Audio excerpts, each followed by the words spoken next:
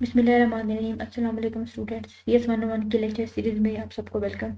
आज हम CS101 का मॉड्यूल नंबर 28 पढ़ेंगे। तो मॉड्यूल नंबर 27 में हम लोगों ने फ्लोटिंग पॉइंट नोटेशन के मतलब पढ़ा।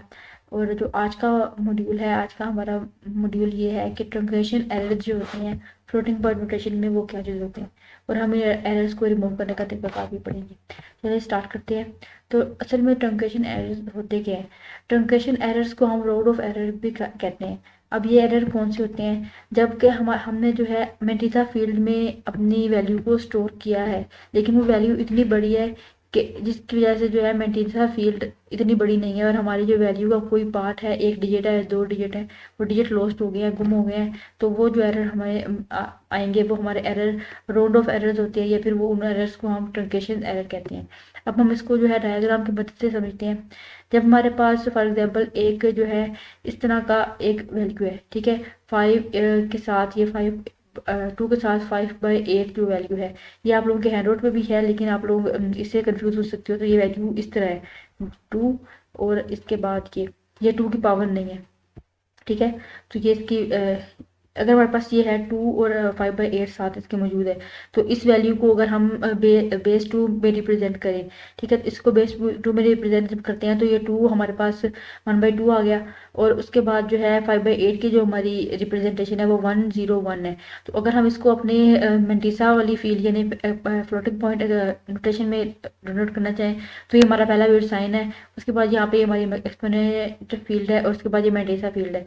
मेंटिसा फील्ड हमारे पास जो है कंप्यूटर्स में 8 बिट अगर रिप्रेजेंटेशन है, तो हमारे पास जो 4 बिट्स की मेंटिसा फील्ड होती है। तो इस फील्ड की वजह से जो है हमारे पास यहाँ पे 1010 स्टोर हो गया, और हमारे पास जो एक बिट है, ये वाला बिट ये हमारा लॉस्ट हो गया। तो ये बिट लॉस्ट होने की वजह से हमारे पास जो एरर आएगा, उस एरर को जो है हम जो है ट्रंकेशन एरर कहते हैं, ठीक है। तो ट्रंकेशन एरर हमारे पास कंप्यूटर में आ जाता है जब हम 8 बिट नोटेशन यूज़ करते हैं। तो इसको जो है रिमूव करने के तरीक़ेकार क्या होते हैं? जो प्रिमिटिव मेथड्स हैं पहले के, आप आजकल के कंप्यूटर में 8 बिट्स की बजाय जो है 32 बिट्स की यूज़ कर ली जाते हैं। उससे ये होता है कि हमारे पास मेंटिसा फील्ड बड़ी हो जाती है, और जो है एक्सपोनेंट फील्ड होती है वो भी बड़ी हो जाती है। तो इससे जो है हमारा जो है एरर कम हो जाती है। और उसके बाद अगर हम अपने यूनिट्स को चेंज करें तो भी हमारे पास ये एरर कम हो जाते हैं। फॉर एग्जाम्पल, हम बजाय इसके कि हम 1000 मीटर यूज़ करें, हम 1 किलोमीटर यूज़ कर लें, तो उससे भी जो है हमारे पास ये एरर्स कम हो जाते हैं। उसके बाद ट्रंकेशन एरर का हमारे पास एक और भी सोर्स होता है। ट्रंकेशन एरर क्यों होते हैं? हम जो है आमतौर पे जो है कस्टम्स होते हैं बेस 10 नोटेशन को इस्तेमाल करने के, यानी कि हम आदी होते हैं हम अपनी नॉर्मल रूटीन में बेस 10 नोटेशन को यूज़ करने के। तो बेस 10 नोटेशन में अक्सर इस तरह होता है कि हमारे पास नॉन टर्मिनेटेड एक्सप्रेशन होती है, इसकी वजह से हमारे एरर आ जाते हैं। क्योंकि जो है ये अगर हम एक्यूरेटली हम एक्सप्रेस करें अपनी वैल्यू को, तो भी जो है राउंड ऑफ करें तो भी हम एक्यूरेटली एक्सप्रेस नहीं कर सकते। अब नॉन टर्मिनेटेड एक्सपेंशन कौन सी होती हैं? नॉन टर्मिनेटेड एक्सपेंशन ऐसी एक्सपेंशन होती है जिसके अंदर अगर हम अपनी वैल्यू में पॉइंट के बाद जो डिजिट आते हैं वो जो है इनफाइनाइट होते हैं। यानी कि फॉर एग्जाम्पल हमारे पास अगर एक वैल्यू है 0.33, ये इनफाइनाइट है, ठीक है। तो ये हमारे पास नॉन टर्मिनेटिंग है। नॉन टर्मिनेटिंग में हमारे पास दो तरह की एग्जाम्पल्स होती हैं। फॉर एग्जाम्पल, एक हमारे पास रिपीटिंग होती है और एक हमारे पास नॉन रिपीटिंग होती है। जो रिपीटिंग होती है उसमें हमारे पास जो है पॉइंट के बाद जितने भी जो नॉन मतलब इनफाइनाइट डिजिट्स होते हैं उनके अंदर रिपीट हो रही होती है, ठीक है। जैसे कि ये 0.3333 है, तो ये बार बार रिपीट हो रही है, तो ये नॉन रिपीटिंग होगी। और एक नॉन रिपीटिंग भी होती है, फॉर एग्जाम्पल जिसके अंदर कोई ऑर्डर नहीं बन रहा होता, कोई भी ग्रुप नहीं बन रहा होता। फॉर एग्जाम्पल 3 है, 3 के पास 0 है, फिर 1 है, इस तरह के हमारे पास डिजिट आ रहे हैं, उनका कोई भी आपस में ग्रुपिंग नहीं हो रही, तो वो हमारे पास नॉन टर्मिनेटिंग एक्सपेंशन में नॉन रिपीटिंग होती है।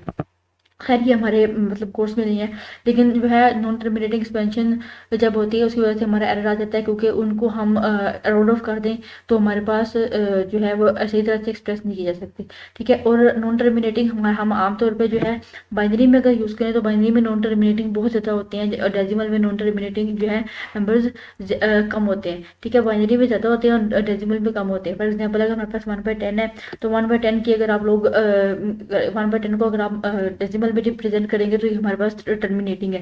यानी कि ये जो है 1/10 को कैलकुलेटर से कर ले तो हमारे पास जो आंसर आएगा वो हमारे पास इनफाइनाइट होगा, ठीक है। अगर 1/10 को अगर हम उससे करें, अगर 1/10 को अगर हम डेसिमल में कन्वर्ट करें तो हमारे पास जो भी आंसर आएगा वो हमारे पास आंसर नॉन टर्मिनेटिंग आएगा। तो इसका ये मतलब हुआ है कि हमारे पास तो ये इससे ट्रंकेशन एरर ज़्यादा हो जाते हैं। तो ट्रंकेशन एरर को हम हैंडल कैसे कर सकते हैं? उसके लिए जो है एक इंटेलिजेंट प्रोसेसिंग होती है। फॉर एग्जाम्पल अगर हम हमारे पास एक ये है वैल्यू है, ठीक है, 2 इंटू 1/2, ठीक है, और प्लस हम इसको करना चाहते हैं 1/8 के साथ, और 1 प्लस हम करना चाहते हैं 1/8।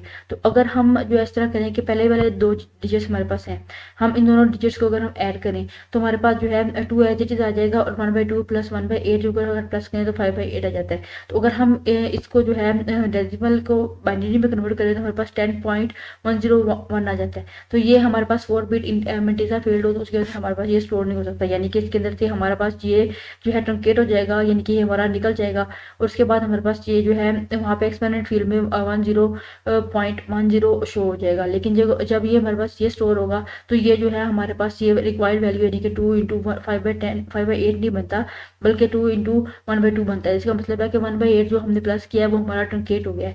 तो इसको जो है हम इंटेलिजेंटली जो है प्रोसेस कर सकते हैं। वो कैसे कर सकते हैं? फर्स्ट ऑफ ऑल जो हमारे पास जो बाद में दो 1/8 और 1/8 दिए गए हैं, इन दोनों को अगर हम ऐड कर लें, ठीक है, तो इसका हमारे पास आंसर 1/4 आ जाएगा। और 1/4 को अगर हम बाइनरी में कन्वर्ट करें तो 0.01 आ जाता है, ठीक है। और इसको अगर हम फ्लोटिंग पॉइंट नोटेशन में स्टोर करें तो हमारे पास फ्लोटिंग पॉइंट नोटेशन में यह वैल्यू आ जाएगी, यानी कि हमारे पास कोई भी जो है डिजिट वो ट्रंकेट नहीं हुआ। तो उसके बाद अगर हम अब हमारे पास जो 1/4 है, इस 1/4 को अगर हम 2 इंटू 1/2 यानी कि हमारी जो बड़ी वैल्यू उसके अंदर अगर हम ऐड करें तो हमारे पास जो है 2 इंटू 3/4 आ जाएगा। तो अगर हम इसको जो है अगर इसको हम अपना बाइनरी में कन्वर्ट करें तो हमारे पास 1011 आएगा, ठीक है। तो जब हमारे पास 1011 आएगा तो इसको आप फ्लोटिंग पॉइंट नोटेशन में आसानी से स्टोर कर सकते हैं, ठीक है। तो इसका मतलब वो हमारे पास जो आंसर आएगा वो बिल्कुल एक्यूरेट आएगा, उसमें कोई भी डिजिट जो है ट्रंकेट नहीं होगा। तो इसलिए इंपॉर्टेंट है, यानी कि हमने एक इंटेलिजेंट काम किया है कि हमारे पास जो भी वैल्यूज़ दी गई उनमें जो स्मॉल क्वांटिटीज़ हैं उनको हम पहले ऐड कर लेते हैं, ठीक है। और उसके बाद जो है हमारे पास जो वैल्यू बड़ी होती है, सिग्निफिकेंट क्वान्टिटी होती है, हम उसको जो है ऐड कर लें तो हमारे पास जो आंसर है वो ट्रंकेशन एरर का वो ट्रंकेशन एरर नहीं आएगा, हमारे पास आंसर ठीक आ जाएगा। तो आई होप आप लोगों को ये लेक्चर समझ में आया होगा। मज़ीद आने वाली वीडियो तक के लिए अपना ख्याल रखिएगा, चैनल को सब्सक्राइब कर लें और दुआ में याद रखिएगा। Thank you so much for watching and खुदा हाफिज़।